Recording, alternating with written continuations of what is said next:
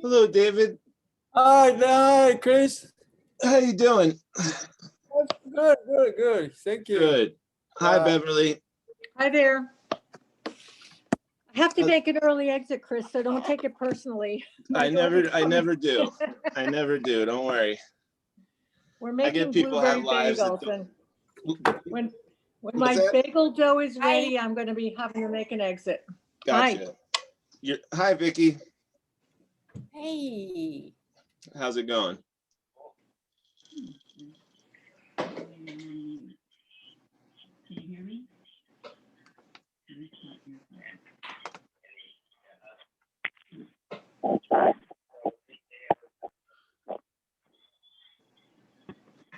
Can you hear me, Vicky?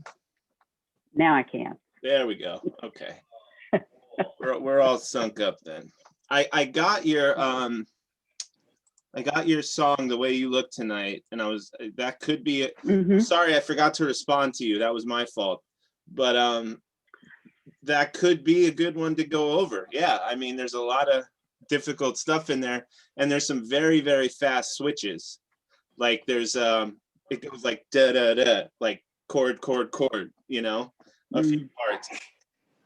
So yeah, we could do. I mean, if people want to learn it, we could do it. Sure, I wouldn't mind going through it step by step. Well, I just thought I would toss that out there. Yeah, no, it's a great idea. I mean, these chords are really complex. They're not easy chords. There's a few in here that are like really bizarre. Yeah, let me. That I've never even seen before on a ukulele, like an A minor 7/5. I've never seen. I don't even know how to play that on a guitar. I never heard of that chord. You had said, Chris, you had said something before about it being a piano. If it was somebody trying to match the piano chords. So I'm thinking that was one of my thoughts. Yeah, this song was probably written on piano, almost certainly, and it was more arranged for like an orchestra than to be played on necessarily a stringed instrument, right?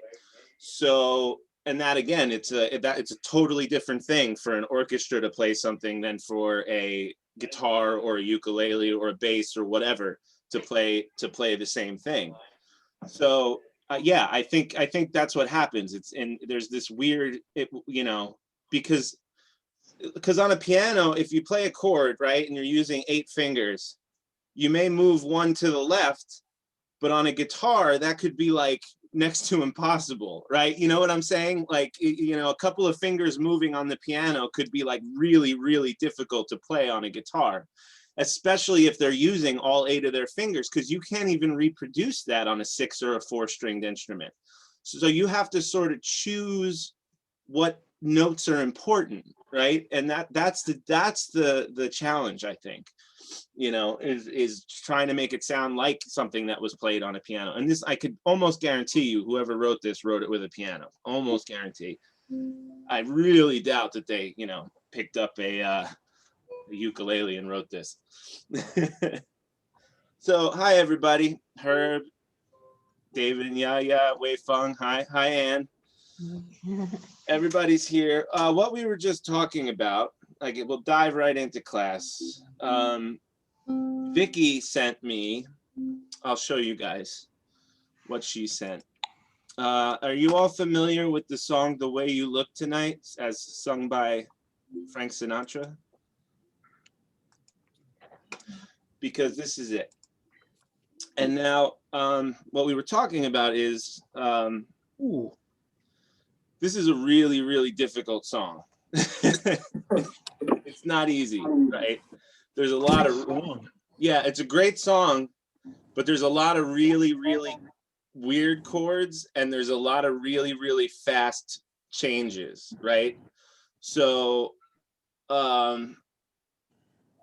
so the idea would be we would go through it essentially line by line, right? And try to figure out how to get the right groove for this, how to switch between the chords, like really. And then when you run into issues, then we could talk about what those issues are. I mean, there's some chords in here that are really bizarre, but but they're all doable, you know, and none of them are really like super impossible. I mean, you know, there's some weird ones though, you know, like E flat major 7th. There's a minor 7/5, which I don't even know how to play that on any instrument. A lot of weird stuff, but it's a great song. It sounds cool, and if you're into it, you know, we could do it if that's something that you guys, you know, would like to do. Before we start that though, I am gonna open it up for any questions that you might have from like the past week or so. So that way, I don't want to leave anybody out in case somebody thought of something that they really, really want to get covered today or whatever. That's fine with me. So if anybody has any questions or anything they want explained or anything at all, you know how Monday classes work, right? Feel free to ask me. Otherwise, I think this might be a good exercise, an advanced song. Pretty tough. I mean, we'd have to listen to it first, which means I'd have to cut that part out. But that's fine. I don't mind that at all. So yeah, any questions from anybody or anything that anybody's been having problems with or would like to talk about in more detail, you know? Not having problems, Chris, but Tim just wanted me to mention that the Ukulele Orchestra of Great Britain has been suffering like all other musicians financially during the pandemic. And Yes. they were posting a lot of free videos, and now they've posted once a month a pay-per-view, £5, which is like $6 and change. So we watched the first one last night. It was pretty funny. So if somebody wants to do a pay-per-view to support the Ukulele Orchestra of Great Britain, it's a good hour of your time. That's pretty good. That's pretty good. Yeah. Is it on Patreon? You go on their website and you click, and then you have the option of PayPal or Swipe, and I didn't want to do PayPal, so I picked Swipe, and then I was able to use my credit card. Oh, so nice. But if you want to avoid a foreign transaction fee, you could probably use PayPal. Yeah, well, I don't know. Their fees are pretty ridiculous for everything, so who knows?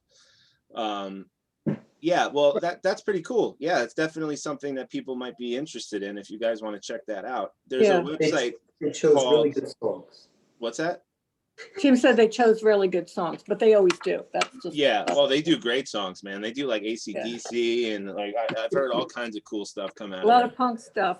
Yeah, man, good stuff. You know, they show what the ukulele can do.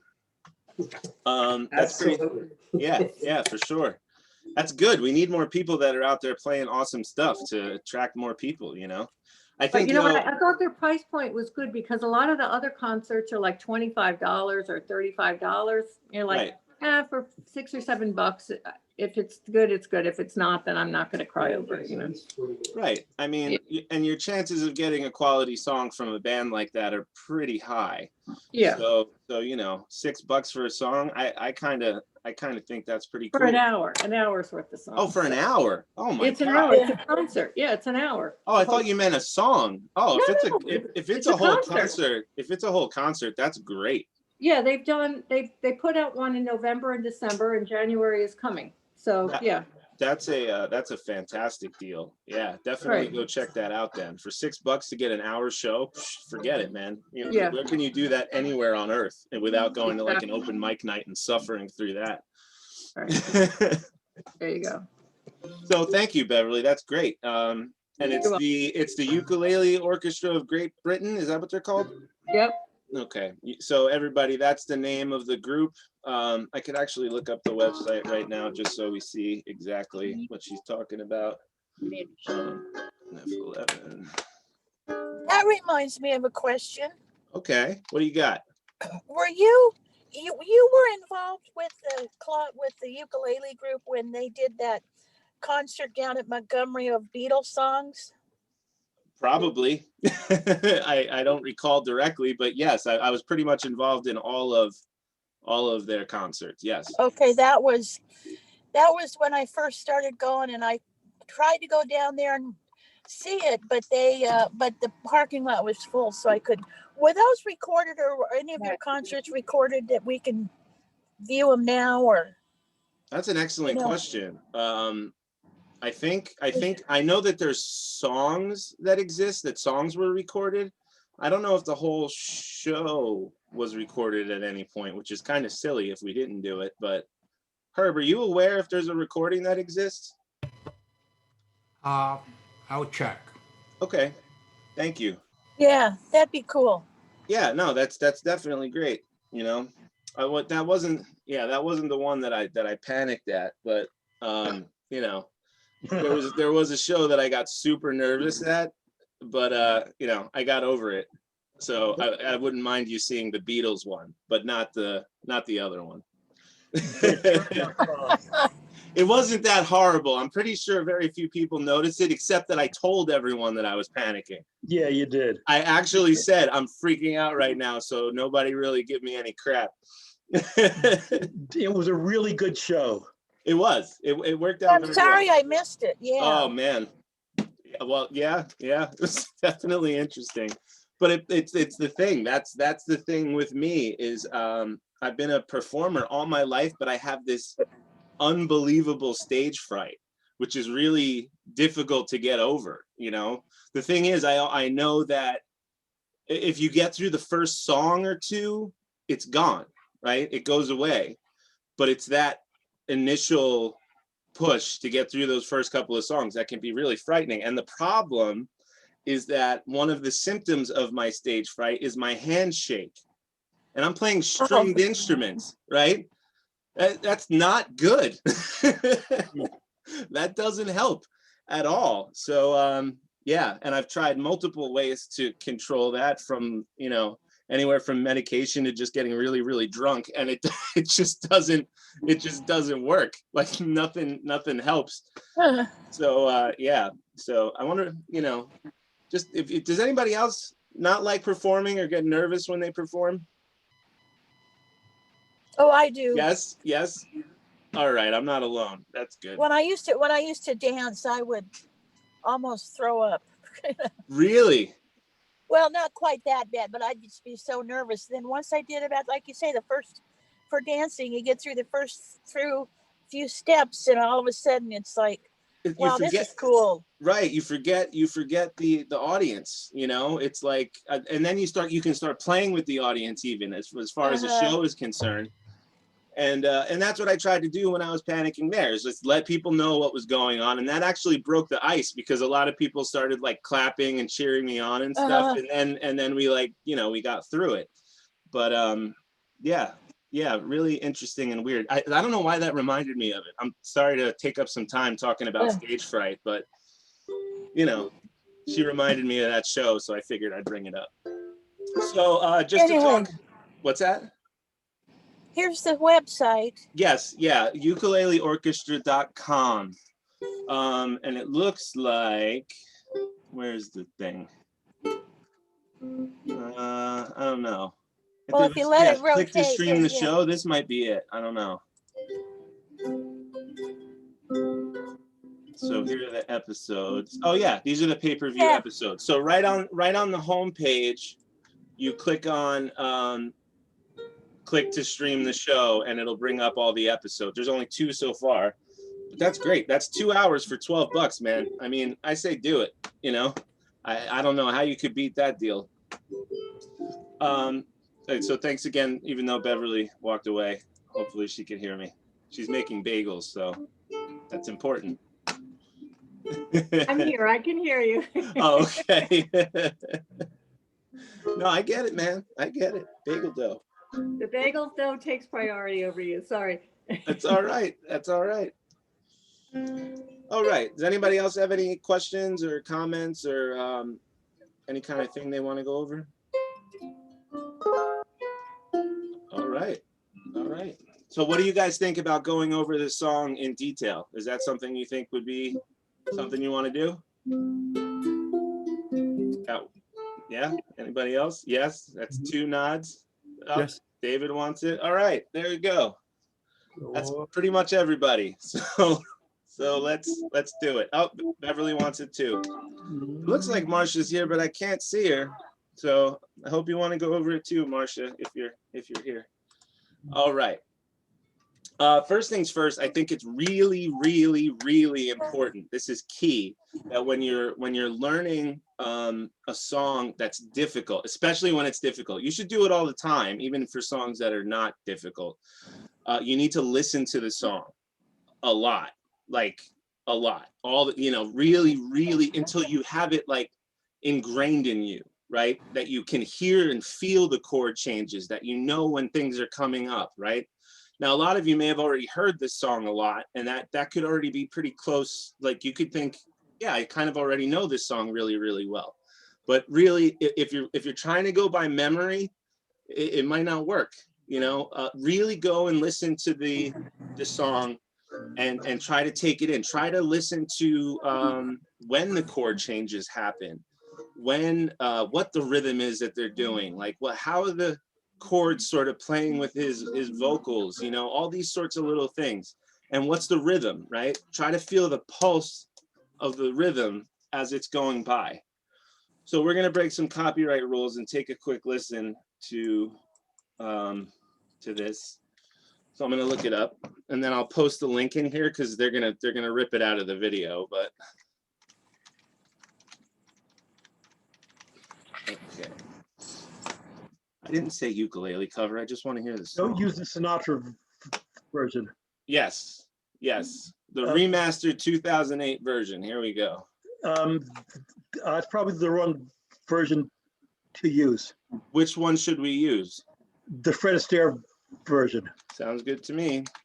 How do you spell Astaire? Oh, A-S-T-A. Okay. Here we go. Maybe that one's not copywritten anymore. Who knows? I take it back, algorithm. This might not be copywritten. I don't know. But probably. Okay. So let me make sure that I'm sharing the sound. I don't think I started sharing the sound. 1 second. Here we go. Share computer sound. Share. All right. So we're going to take a listen. And I want everybody to try and hear the chord changes and try to hear and feel the rhythm that's going by as the song is being played. All right, here we go. After the ad, of course. Say goodbye to cold sores. Fantastic. Anytime you're like talking to people. Oh, man. Penny. You better get out of here. All right, I will. However, before I go, I just want to tell you that maybe I was wrong the other night, but I didn't know it at the time. So now you know. Yes, I do. Goodbye. Wait a minute. Maybe in a way, I might have been wrong. Oh, no. This one is on me. Listen, Lucky Garnett, there's no use arguing. I'm not. Oh, yes, you are. All right. Goodbye.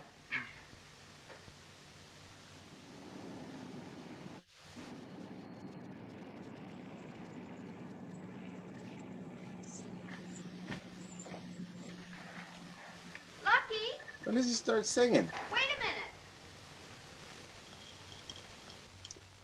Lucky. Here we go.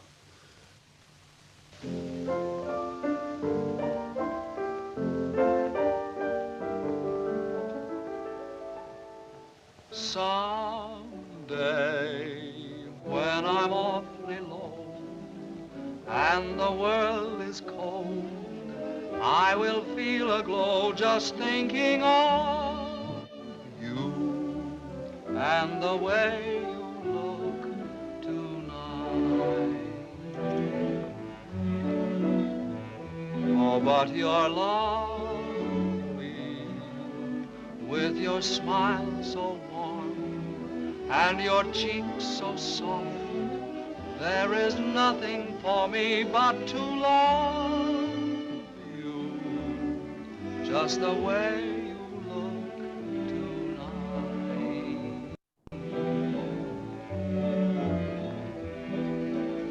With each word your tenderness grows, tearing my fear apart. And that laugh that wrinkles your nose touches my foolish heart. lovely. Never, never change. Keep that breathless charm. Won't you please arrange it, 'cause I love you just the way you look tonight.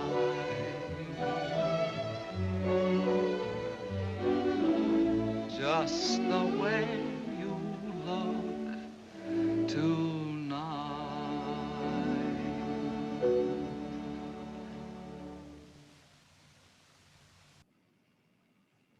Beautiful. Not bad at all. Let's see what we're doing here. Oh, yep. There's the copyright. This is not going to be in the video.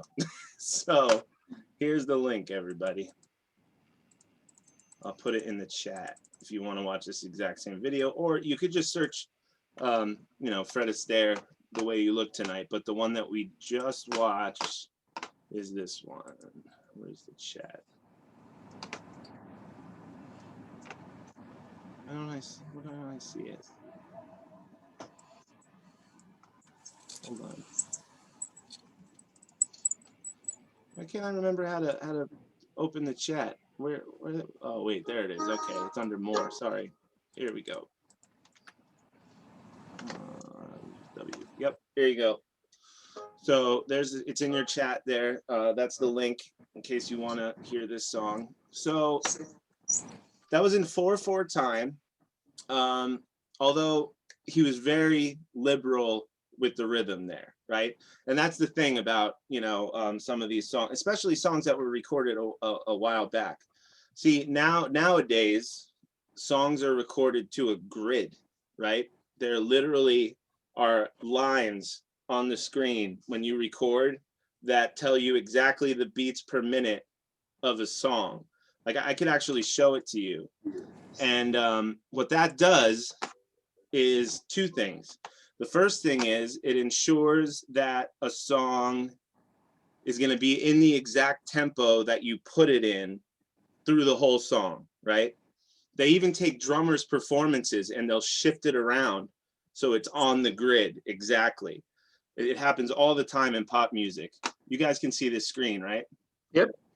So you see all those lines. Let me change the, I like the black version, but I'll change it to a brighter one so you can see it. Hold on.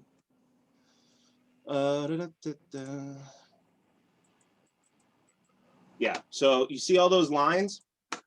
Those lines are exactly sunk up to the beats per minute that I set for the song.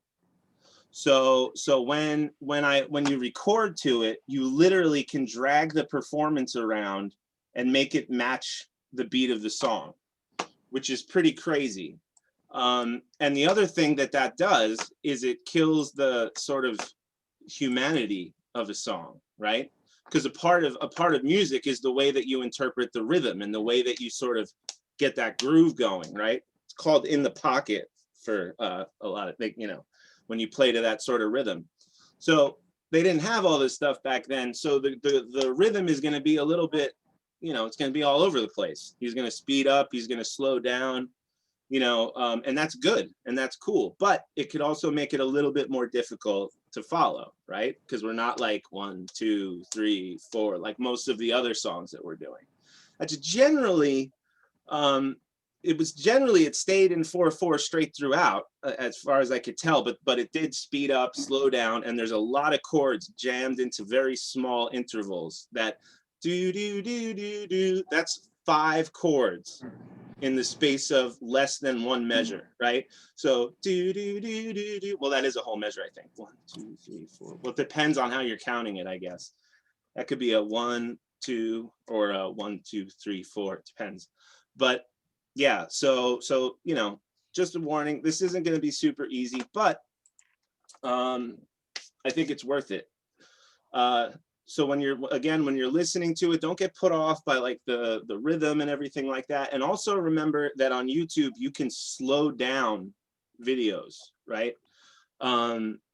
If you click on that little gear, I think it'll tell you speed, and you go to speed, and you could go by like 0.5, which is half, 0.25, I think, maybe, which is quarter speed, 0.5, and then 0.75. I think it might even go slower than that. You won't have to slow it down more than half. And the cool thing is it stays in the same pitch, right? So it doesn't change the pitch by slowing it down, which a lot of other things do. Okay, now that I've blabbed all that out, I just wanted you to be prepared. Unfortunately, I haven't had much of a chance to practice this song, so we'll be learning it together, which is always the best to be prepared. So,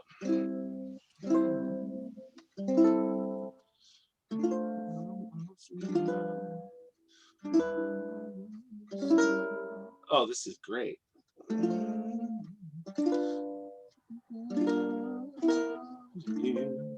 Beautiful.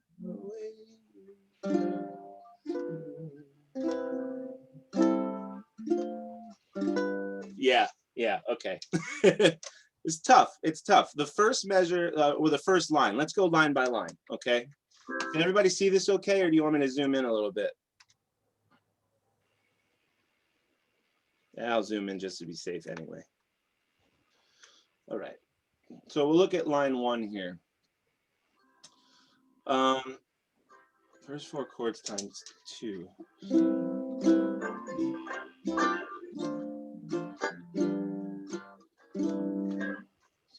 Does that mean strum it twice, you think? I'm a little confused by what first 4 chords times 2 means. Or do you do the first 4 chords? My sense is that it means that the intro would be the first 4 chords. Gotcha. Twice, and then you go into the song. Gotcha.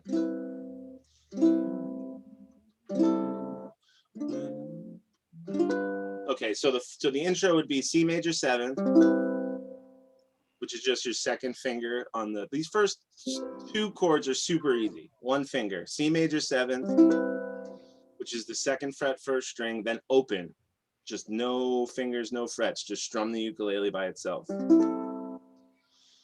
A D minor 7th isn't, you know, it's a little tough to get to, but if you think about it like it's just a D minor chord, right, which is basically an F with the addition of your 3rd finger on the 2nd fret, 3rd string. So like if you play an F, then you take your 3rd finger and put it down on the 3rd string, 2nd fret, that's a D minor. And then that 7th note is the 3rd fret, 1st string. Okay, so so if you think about it just as a D minor, and you put down the 7th, right? Now, if you miss the 7th, again, I don't like giving you guys outs, but it wouldn't be the worst thing in the world, okay? You know, like if you just played a D minor, it would work, but it wouldn't sound as pretty. And the whole point of this is we're going to try to learn this note for note, right? So I would say really practice, even if the D minor 7th is a little difficult for you. Now, what you could do is what I like to call looping, right? So what looping is taking a very small section of music that you want to learn, okay, and just repeating it over and over and over again, right? Which you could also do on YouTube, by the way, if you ever want to hear a part over and over again on a song you're working on. One day, maybe I'll go over how to loop, because it's not complicated, but it's a little weird how they do it. So what that would mean is I would do either the first 3 chords,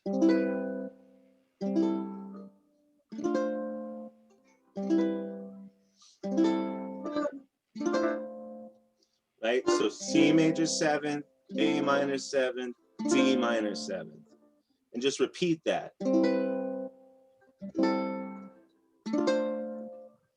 Right?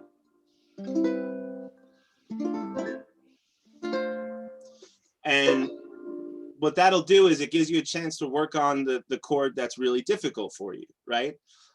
You should use, you know, playing the same chord over and over is all well and good, but it won't teach you how to switch from the last chord to the difficult chord, right? You may learn that chord really, really well, how to play it cleanly, but that doesn't mean you'll know how to go from the A minor 7 to the D minor 7 specifically, unless you practice that, right? So what I would recommend, if you're having difficulty with a chord or a sequence of chords, go back a couple of chords to a couple chords that you know, and do that whole thing in a sequence. And so let's say this G7 sus chord is a little difficult for you, right? The one I'm circling here. What I would do is go back to the G minor 7th and play all 4 of these chords. Granted, as long as you're pretty good with the D minor 7th, right? And loop these 4 chords over and over again, right? And then what happens is, you know, you'll get, it's muscle memory. It really is. Yes, Vicky. As I was looking at it, it looks like when you're on the D minor 7th and you're going to the G7 sus, you just lift your middle finger. From the D minor 7, lift your D minor 7, and then as you go to G7 sus, you just lift your middle finger. That's amazing. Look at you go. I didn't even catch that. So just to what Vicky means is, if you play the full D, I don't know why I'm repeating it. She explained it very well, but I'll go over it again. So if you play a D minor 7th, and it's this passage right here in the second line, it goes from a D minor 7 to this G7 sus. And all a G7 sus is a D minor 7th without your middle finger, which is actually a really cool sounding chord. And going from one to the other.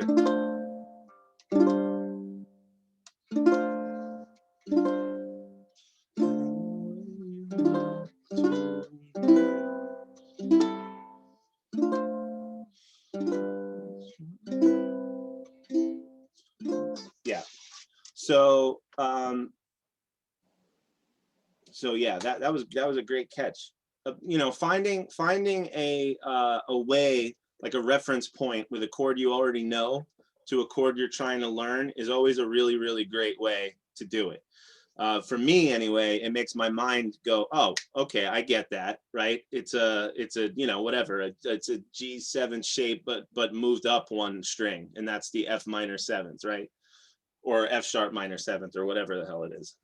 But what's nice about this music is that the chords are written above there. You don't have to just guess at it and look to the side. It's right there. So even if you're not that good, you can just see the finger patterns, and it's easier. You don't have to think as much. Absolutely. This is one layout that that works really well, specifically with more complex songs also. Yeah, I like it. You know, when you're playing most of the songs that we play, hopefully those chords are pretty well known by everybody. I mean, that's the idea of the intermediate class anyway. But for this, this is a lot more complicated, and the chords are a lot more intricate, really. And there's a couple of really interesting moves throughout this whole thing between chords. So yeah. So let's look at the rest of the first line. So as David was saying, the first thing that you want to do is play the first chords. Now for the first line, I think that just strumming each chord once kind of works, right? Unless you want to do that Frank Sinatra thing, like,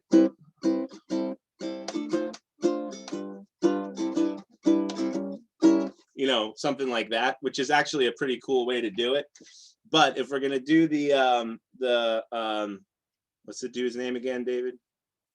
Fred Astaire. If we're going to do the Fred Astaire version, we'll slow it down a little bit.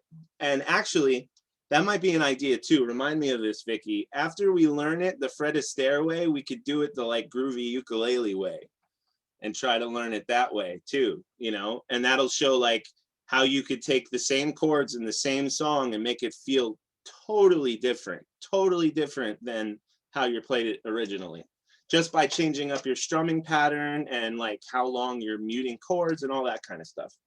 Anyway, so for this version, the slow version that we're doing, first 4 chords, just a single strum, and that serves as the intro. So it's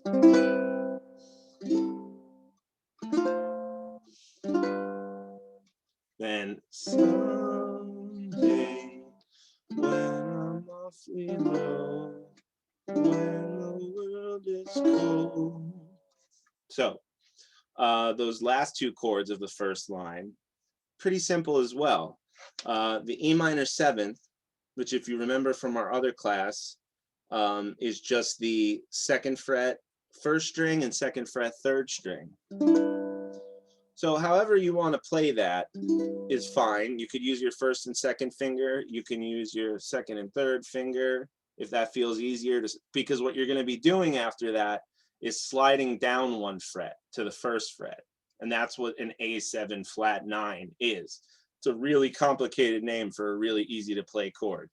So E minor seventh, A7 flat 9. It's just one fret.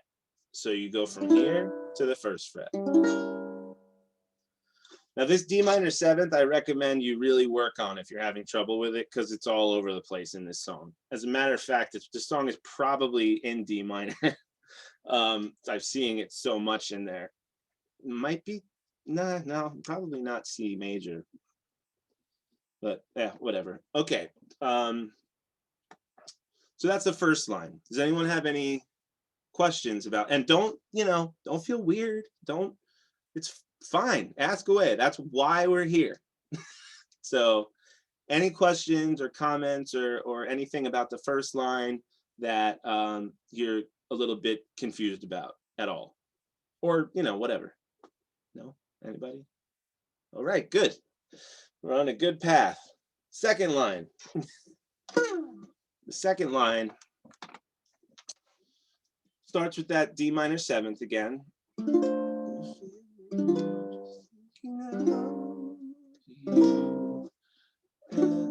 Okay, so let me try. I'm going to play the line and then we'll go over it. So, I will feel the glow just thinking of you and the way you look tonight.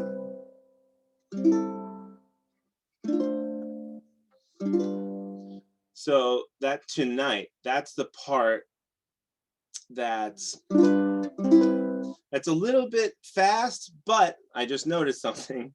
You just have to pick up your first and second finger from the G7th and you've got a C major seventh, right? So again, looking at the connection between two chords can help you make that switch. So what I mean is on tonight, if you do it like tonight, that's a fast change, really. It happens pretty quickly. But it's pretty easy. If you're playing the G7th, to get to that C major seventh, all you have to do is pick up your first finger and your middle finger, and now you're left with a C major seventh. So it's a pretty quick. So the D minor seventh goes to the G7 sus by picking up your middle finger. Then the G7 goes to a C major seventh with picking up your first and second finger. So the whole thing starting at and the way you, they'll start with and the way you look tonight.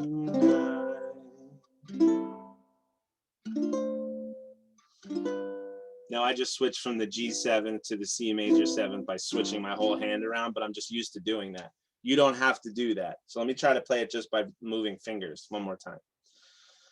And the way you look tonight.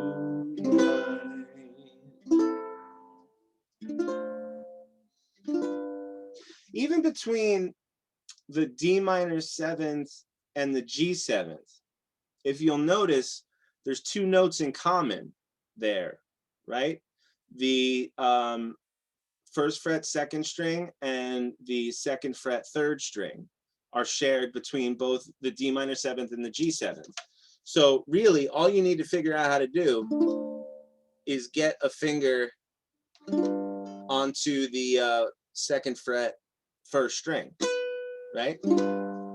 So what I would do, and what I have been doing, is leaving my first finger down, right? Leaving my first finger down on this first fret second string and picking up my hand and then putting my other two fingers down, just like the E minor 7th, right? So 2nd fret 1st string, 2nd fret 3rd string, like so.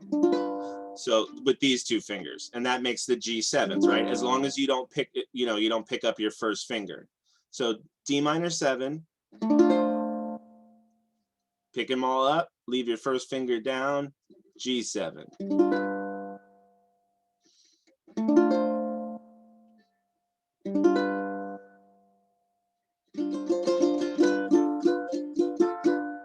Yeah, you can get fancy. We'll go over that too if you want. So that's an easy way to go from the D minor 7th to the G7th, which happens again a lot in this song. It looks like it's already happened almost 3 times. Yeah, and it's gonna happen again. So how about that line? How you guys doing with that? It's a little bit harder. Good? Everybody good? All right, look at all the thumbs up and shaking heads. I love it. Here we go. Okay. But you love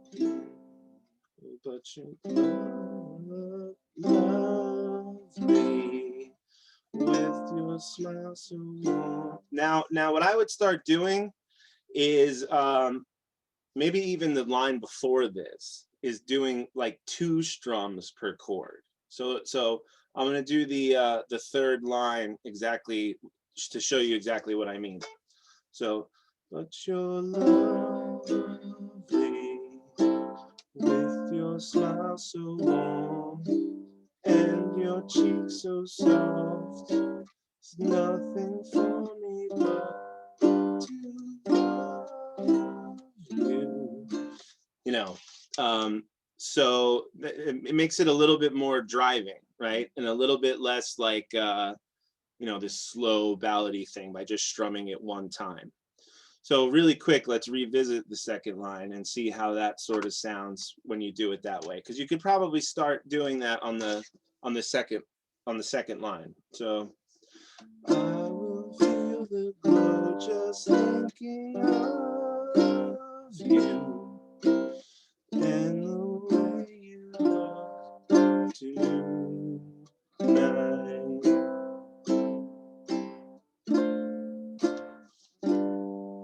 You're lovely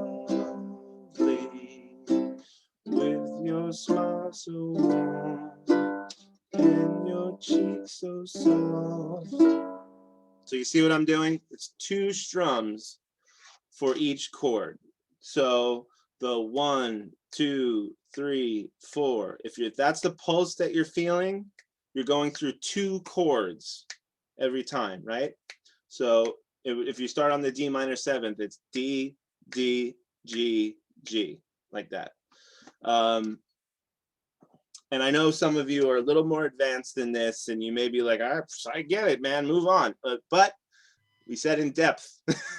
We said in depth. So I'm going to do it in depth. Even and really, you could probably start that. It's 2 per quarter, first line too.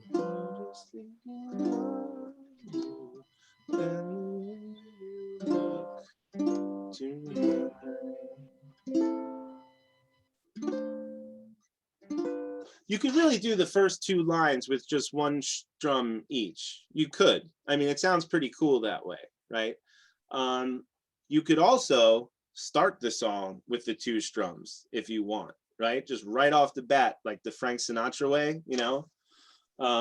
Someday when I'm awfully low, when the world is cold, I will feel a glow just thinking of you and the way you look tonight. Oh, tonight. I gotta get used to that. And the way you look tonight. See, if you do it that way, that tonight is a lot faster. If you pick up the tempo like that, the tonight then happens a lot quicker. But it's not the most difficult switch in the world either, to go from the G 7th to the C major 7th, right? because that happens on tonight. So it's one chord per syllable of the word tonight, right? So it's bump, bump, which is it's different than the rest of the song. So it comes up kind of out of nowhere. That's why I keep tripping up over it, actually, because I don't know the song very well. I should have practiced. Anyway, but I'm doing all right for not having played it. Come on, give me a break. Thank you. Thank you. Appreciate that, Vicky. So yeah, so that's sort of a aesthetic choice, I guess. It's like that's your personal spin, however you want to play it, right? In the beginning, I suggest taking the beginning of the song very slowly, one strum each, and then if you want to sort of pick it up a little bit, you could do this whole song just by strumming one chord once at a time, right? Nothing stopping you from doing that when you're learning it. And that might be the best way to learn how to go from one chord to another. Okay, so we're through the third line, or are we on the third line? Can't remember. Well, we'll do the third line again if we did it already.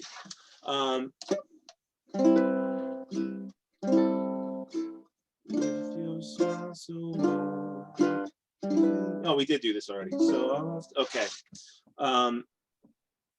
Okay, we'll go to the next line. There is nothing for me but to love you, just the way you look tonight. Oh.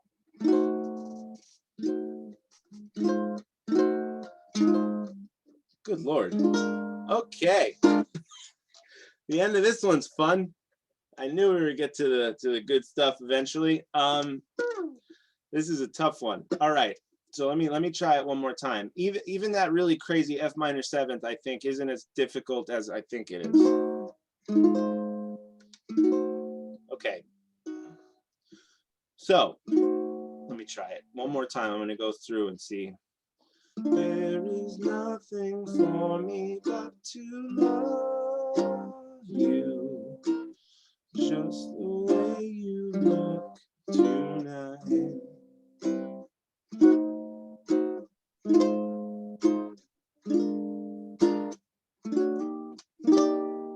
Okay, not as hard as it looks. Not as hard as it looks. So let's talk about, we already covered pretty much the beginning of the song, the beginning chords here. So the first 5 chords, I'm pretty good with. The D minor seventh to the G7 sus, you'll remember all you have to do is pick up your middle finger for that, right? So as long as you hit that D minor seventh, you got the G7 sus. G7 to C major, you just pick up your first and second finger, right? To make that switch for tonight, which is the fast switch. Now you got a winner right here. That's fun. So what I see when I look at this is a G chord moved up 1 string, okay? So all 3 of your fingers, so play a G, then move all 3 of your fingers towards the ceiling, 1 string, right? Keep all your fingers on the same fret, just go up. And then all you have to do is put your pinky down on the 3rd fret, 1st string. Then you've got an E flat diminished, which if that sounds bad to you when you're practicing it and you go, oh, that can't be right. No, it's right. Any diminished chord kind of sounds like crap on its own. It's just, that's just music. I don't know, you know, diminished chords are usually used in passing, meaning that like you play it once and then you go to the next, right? The next actually pretty chord, which in this case is F minor seventh. So when you're practicing it, if it sounds a little weird to you, it's perfectly all right. You're doing it right. Now, if you look from an E flat diminished to an F minor seventh, it's a little bit of a stretch, but you really just have to move your first and second finger when you're playing that E flat diminished. You just move your first and second finger to the 1st fret. Chris? And now you've got an F minor seventh. Hey, Chris? Yes. It might be easier to bar the 2nd fret for for the diminished and then move the bar and then keep the bar up there for. Oh, that could work too. Yeah. Yeah, that could work too. Yeah, you're absolutely right. So what Herb is saying is you would bar straight across the second fret and then play that E minor seventh shape on the third fret, which is the first and third string on the third fret. So like this. It's a little scrunched up, but it works. And then to play the next chord, all you have to do is take this first finger and move it to the first fret, right? So you go from here to here. So whichever one works for you. There's this bar version, or you could do the G version with the pinky and then move your two fingers down, right? And either one works. And you know, and what's interesting is I'm totally certain that this is I know that Fred Astaire played it on a piano, but I'm totally certain that this was written on a piano now. Whenever you have a song that you play a chord and then like one or two of the notes move in one, like one fret or another, that's a piano thing, right? Just one finger moving up or down. That's how that works. So, you know, so that's why there's all these crazy weird chords in here. But it makes for a fun play for sure. And then actually, once you have that, if you do have that first fret bar for the F minor seventh, then you really just have to play the B seventh. You keep that bar down and just put your second finger down on the third fret, third string, second fret, right? So you've got that F minor seventh, B flat seven, which I really think the B flat seven's like this, but whatever.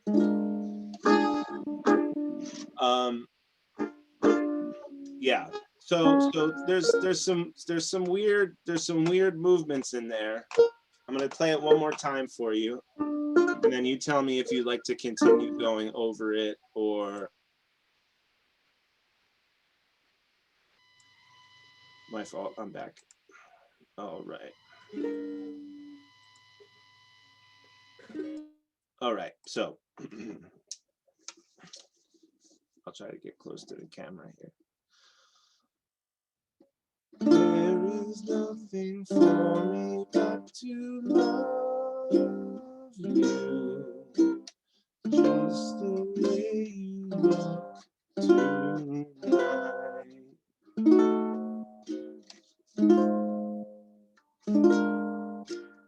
Yeah, didn't play that great. I'm gonna do it one more time. There is nothing for me but to love you, just the way you look tonight.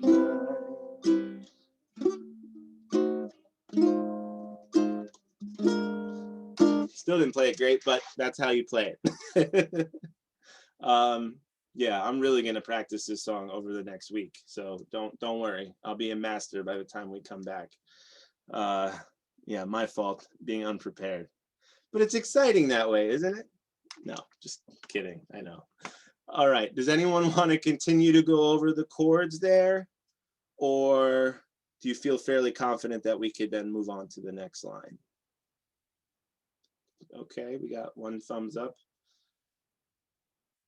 You want to keep going, or do you want to go over? Oh, yes. Okay. So we'll keep going. Go to the next line. Here, got it. Here we go.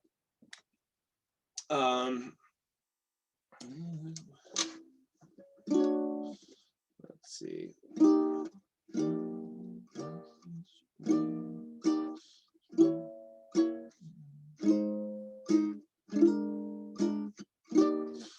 I kind of forget how this part goes, so give me 2 seconds. I know that sounds silly, but I did own a phone at one point in my life. What the hell happened to it? Oh well, I'll find it later. All right, we're gonna have one more cutout here. The world is cold. I will feel a glow just thinking of you and the way you look tonight. Oh, but you're lovely with your smile so warm. I just want to hear the part after. And your cheeks so soft. There is nothing for me but to love you, just the way you look tonight.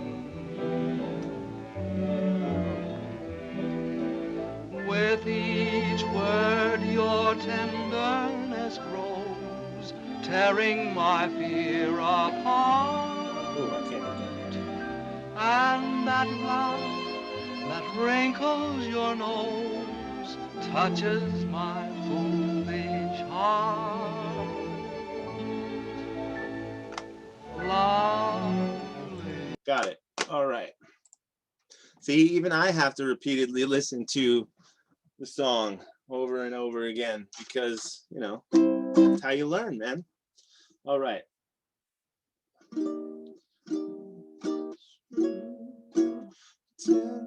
Okay, so it's with each word your tenderness grows, tearing my fears apart. Wait, no,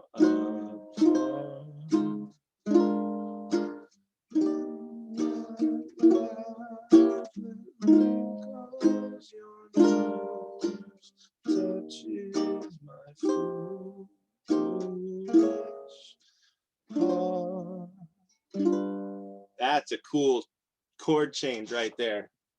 I like that a lot. So we have two of the quicker changes here.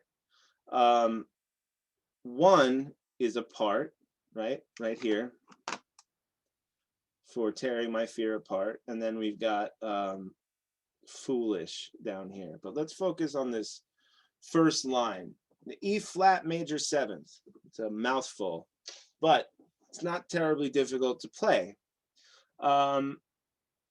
If you look at it, I don't want to get too confusing, but it's basically a C major seventh moved up 2 frets, right?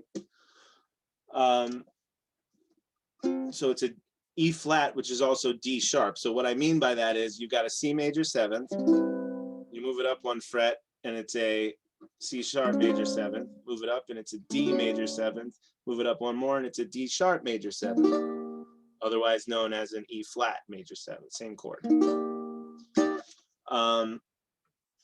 So that's a bar on the 3rd fret straight across, and then skip 1 fret to the 5th, which most of your ukuleles, the 5th should be the first dot on your ukulele, so that could help you. It might be the 2nd though. If it's the 2nd dot, what I mean by the dots is the inlays, these dots right here, right?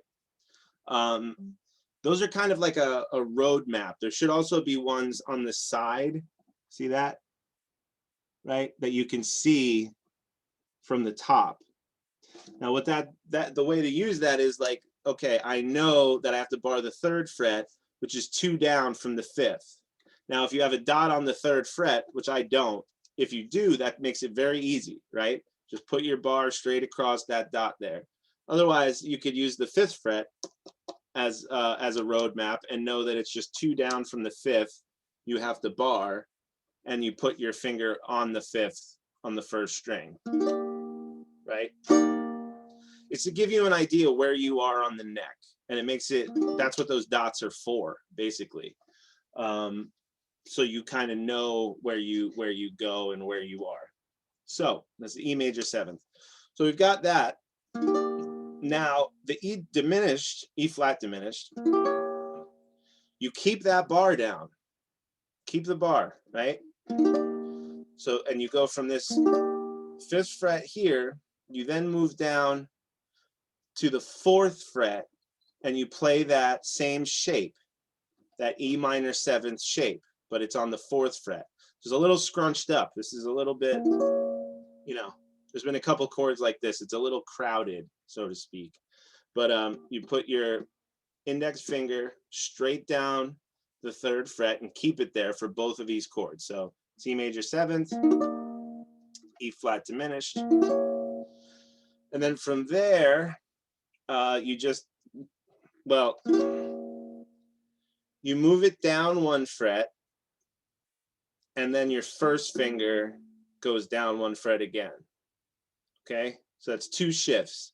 You move the whole chord down 1 fret, and then you move your 1st finger down 1 fret to play the F minor 7th. So the whole thing is like this.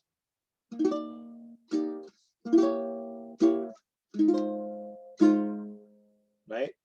So watch my fingers.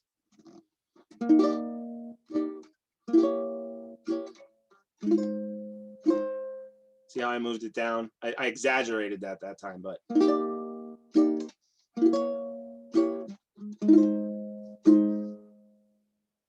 That's those 3 chords. Yeah, so, and let me explain, some of you might be looking at, you know, this chord here, the E diminished, and like, well, why are you barring it, right? Because there's only 2 dots there. The thing about it is when you bar the fret, you're covering all, it's as if there was a dot on each one of these strings, right? And if there's ever a dot on a string and there's a dot below it in a chord, then that's the note that is important, right? That's the note that's going to ring. It doesn't matter what you put behind or above in the case of a chord. That won't change anything. So by barring this fret, you're covering these 2 notes. And you're also making it a lot easier to shift from this E flat major 7th, which already has a bar, to the next chord, right?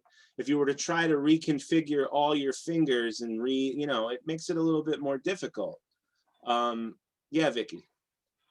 On the very last line, to your point of saying that, on the very, very last line, the 3rd chord from the end, where it says... The last line of the whole song? Yeah. It says D minor 1. Oops, sorry, Beth. Oh, it's okay. Whoa. And so you've got your fingers, and all you do is just lift it up to get the D7. Yeah. The first thing, just want to correct you slightly. It's a D minor 11. There's no 1 chord, but there is an 11. That's a D minor 11. And yeah, so that shows exactly what I'm talking about, right? It's basically a G7th, but you've got a finger in front of, so you could play a G7th and just put your pinky down on the 3rd fret 1st string. And you'll notice that this note won't happen because anything that I do behind where I'm holding the note doesn't do anything, obviously, right? It stays that same note. So, and that's a pretty easy switch from here to the G7th and to the C major 7th at the end. So it's